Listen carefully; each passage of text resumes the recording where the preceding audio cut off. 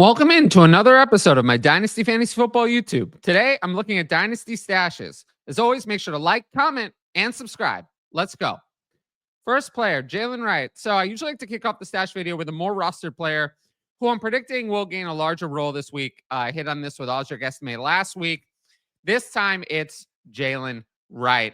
So far, in 8 games, Wright has 47 carries, 211 yards, 4.5 yards carry. He's been decently involved as a runner, but he has not seen a single reception and has just one target all year, which is not ideal.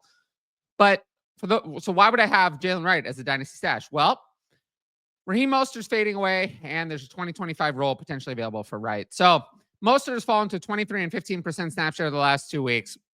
Mostert didn't have a single carry last week as Wright outsnapped him for the first time. The Dolphins can save $3 million by releasing Mostert in 2025. I do think they drafted Wright as the successor to Mostert, who will be 33 in 2025. Wright would become a high-value backup and handcuff. And we know that the Dolphins' offense, the starting running back in that offense, is very valuable. It's one of the rare offenses where even the backup running back, like A-Chain and Mostert last year, even the backup running back in this offense can be valuable or at least gain dynasty value that you can sell. So, and we know Devon A-Chain missed a lot of time last year. So Jaylen Wright is a player who is a good stash candidate. If he never hits in a particular week, he'll lose value during the offseason. Maybe it's someone you can acquire on the cheap. Either way, still a throw-in player that I'm interested in acquiring on my dynasty teams. Now, second player, a little bit deeper. Elijah Moore basically been left for dead early in 2024. He actually was still playing. He's been involved every single week as a starter on the Browns team. But he didn't see many targets or much production while Amari Cooper was still there. So overall, Moore actually has much more statistics than I thought he did. 33 catches, 249 yards, 50 targets, 3.7 catches, and 27.7 yards a game. Obviously, these are not fantasy relevant numbers. I'm surprised Moore has 50 targets. But everything changed once the Browns traded Amari Cooper. So without Cooper, 3 games without Cooper, Moore has 17 catches, 154 yards, 27 targets, 5.7 catches, and 51.3 yards a game. So he's had over half of his yearly production in all categories in those contests.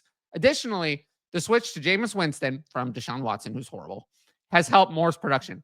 However, Moore hasn't scored in any of these games.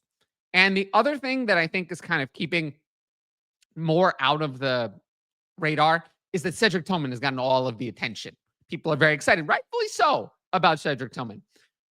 Even Jerry Jeudy. But Elijah Moore has had 9 targets a game over the last 3 games. He has been a part of the offense. Now, why do I have Elijah Moore as a dynasty stash? I think he's a chance to keep producing the rest of the year. Maybe he'll score in some games. Still young, and he's free agent next year. So he is behind Cedric Tillman and Jerry Jeudy, who really, Jerry Jeudy has not been good in the target pecking order.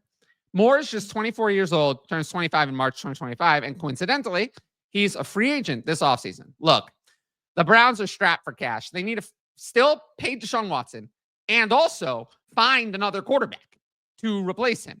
That's either going to cost draft capital or money. They recently extended Jerry Jeudy. They have Cedric Tillman. Jerry Jeudy, I think, should kind of go in the slot a little bit more. I don't think they're planning on retaining Elijah Moore at all. I think they're going to find some sort of other outside wide receiver, deploy Jeudy in the slot, and have Tillman. I'm not saying that Moore is going to find a great spot, but he's produced at times. I think this is a player who's going to get more money in free agency than we think. So maybe he'll gain some value then or gain some value throughout the rest of the season.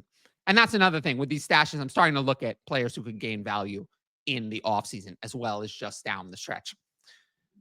Next player, Davis Allen. So Allen was one of my favorite rookie sleepers during the 2023 rookie process. I was about 1.5 years too early. He didn't do anything last year. So far this year, 7 games, 6 catches, 39 yards, 11 targets. But almost all of this came last week. He'd been back up to Colby Parkinson before that.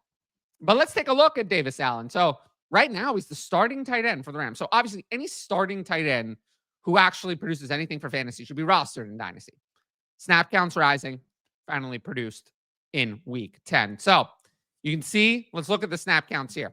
4%, 22, 39, 55, 80. So over the last 5 weeks, the snap count has gone up consistently, progressively more involved. In week 9, on that 55% snap share, he finally outsnapped Parkinson. This week, Allen had 80% of snaps, Parkinson just 16. So Allen is not only the starter, he's the clear starter. Parkinson basically is a drop for me in Dynasty at this point. Clearly didn't work out. In week 10, Allen had 5 catches for 34 yards on 6 targets. Not a big performance, right? So he might still be out there. He might still be out there in some Dynasty leagues. If he'd caught a touchdown on those targets, he'd have been picked up in every single league. But because he didn't, maybe it went under the radar. I don't think Allen should be on waivers in any Dynasty league. I think he should be picked up in all of them. I do think this is a player I really, really like the prospect coming into the NFL.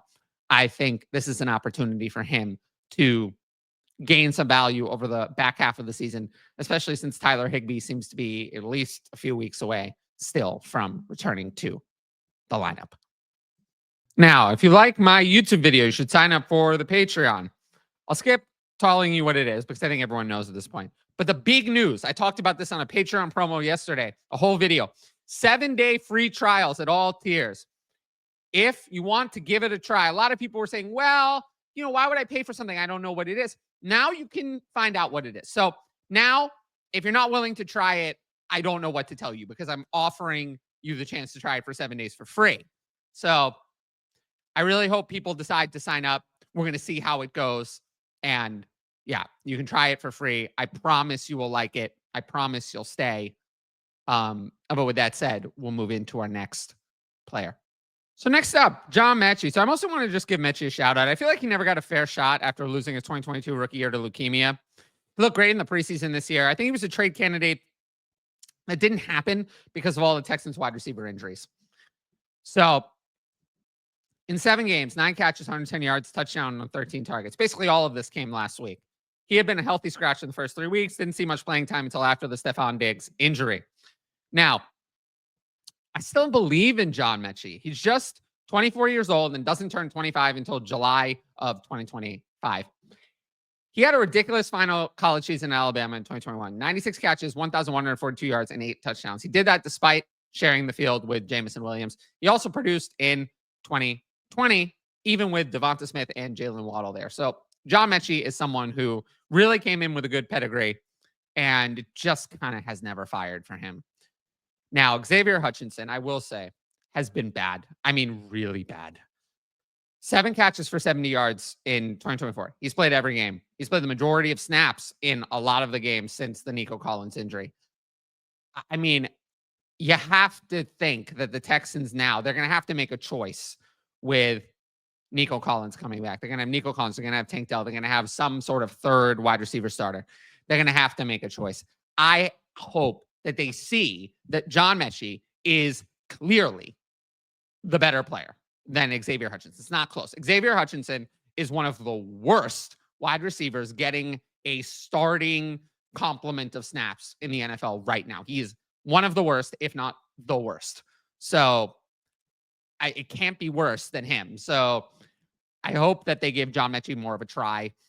And, maybe Metchie will develop on this team or he will find his way to another team via trade. There was a lot of talk about trading for him, both in the preseason, the trade deadline.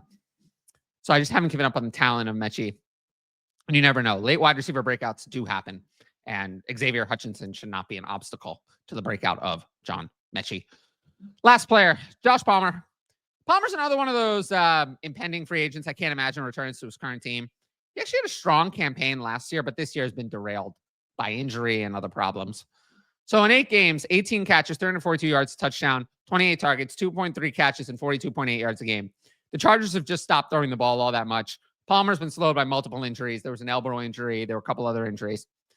It's also a bit unlucky. I mean, look, Josh Palmer and Quentin Johnston have almost identical targets, almost identical receptions. But Palmer has 1 touchdown and Johnston has 5, most of which have come on broken coverages.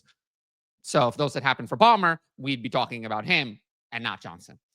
With that being said, why do I have Palmer as the dynasty stash? Well, again, he's a free agent. And I think Josh Palmer is going to be another one of those players who gets a bigger contract than we think and might have a better second contract career. Now, Palmer's a free agent. He doesn't turn 26 until September 2025. So age is not a problem for his upcoming contract. In 2023, Palmer was good, relieving, after Keenan Allen, there were injuries. There was problems. Mike Williams was out for most of the year. Quentin Johnson was bad. Palmer had 38 catches, 581 yards, 2 touchdowns, 61 targets, 3-point catches, and 58.1 yards a game. He produced consistently.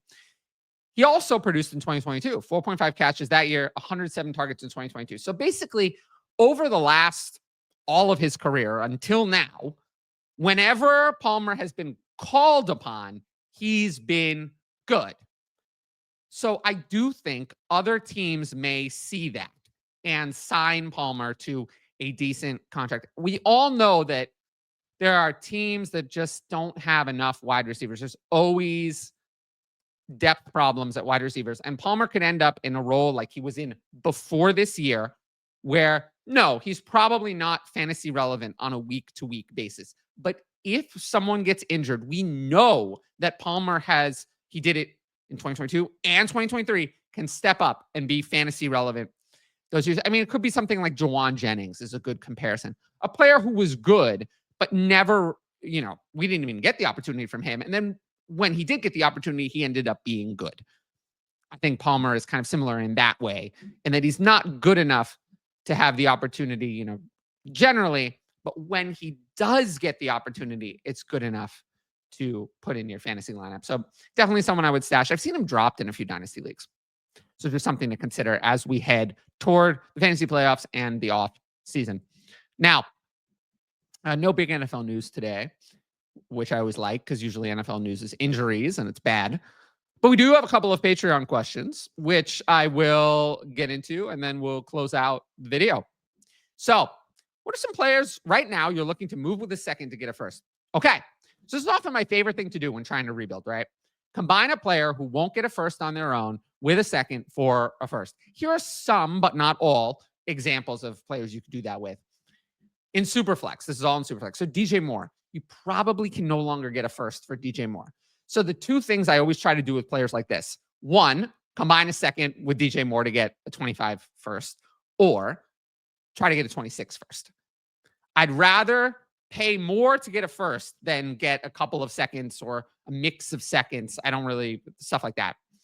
Deebo Samuel's another player like that. You probably can't get a first straight up for Deebo Samuel anymore. Matthew Stafford in Superflex, probably too old to get a first straight up. And then Joe Mixon, David Montgomery. It's just so hard to ever get a first for running backs beyond that 27, 28-year-old mark. But maybe if you combine a second with them, you can get a first. So those are just some ideas. Last question. Chris Olave has been a big follower in the Dynasty community. It's true. Are we concerned with this injury history, lack of production this year moving forward? Is he still a great Dynasty buy? So we'll take those two separately. Am I concerned with the injury history? Yes and no. Basically, every player who we've said, well, they're going to retire because of concussions, has ended up continuing their career. Brandon Cooks is the best example. We talked about, Brandon Cooks is going to retire. Brandon Cooks is going to retire. He's going to retire. And then not only did he not retire, he played the rest of his career without any incident of concussions whatsoever. So I don't really know how to answer that. I mean, yes, I'm going to say that I'm slightly concerned and there'll be slightly elevated risk, but I'm going to use slightly, not major. As for the production, Chris Olave was elite on a route running basis. You can go look at the route running data. When in the games he actually played, he earned a lot of targets. The problem with Chris Olave is people are going to count all the games where he played like one snap and left, and they say, well, he didn't earn targets. That's not necessarily true. So overall, I'd want to get him at a big discount, but yeah, I'd be leaning more toward buy than sell. If I had to pick one, I'd say he's more of a buy than a sell. Now, if you liked the video, make sure to drop a like and leave a comment with your thoughts. As always, the best way to support the channel is to subscribe. And don't forget to hit that notifications bell so you can be notified about all my exciting content as it drops on here. Of course, if you want my best fantasy football advice, available on the Patreon. Remember, patreon.com/fantasy advice. You can click on that link. 7-day free trials are available at all tiers. Dynasty starts at redraft and more. And every sign up helps support my independent content. Once again, thanks for watching the video, and I'll see you all later.